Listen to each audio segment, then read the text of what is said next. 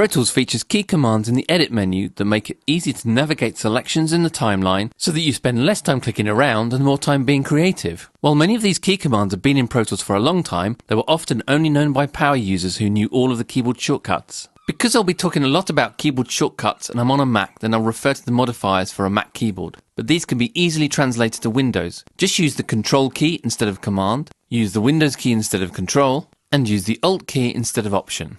The first thing to say about keyboard shortcuts in Pro Tools is that you can make life a lot easier for yourself by becoming familiar with keyboard focus mode. Depending on where the keyboard is focused, it can be used to quickly find clips in the clip list, turn groups on or off, or access one-touch keyboard shortcuts. If you have a Pro Tools keyboard, then you can easily see these shortcuts, but if you don't, then there might be some that you will miss. One of the most important things to learn in Pro Tools is that P and semicolon are up and down, and L and apostrophe are left and right. Getting to know these 4 arrow buttons will really speed up your editing. We'll start by taking a look at L and apostrophe for left and right. Using these keys on their own will move the cursor left and right, either jumping from clip boundary to clip boundary, or if tab to transient is enabled, then the cursor will go from transient to transient. You can then add shift to this shortcut to make a selection as you go along.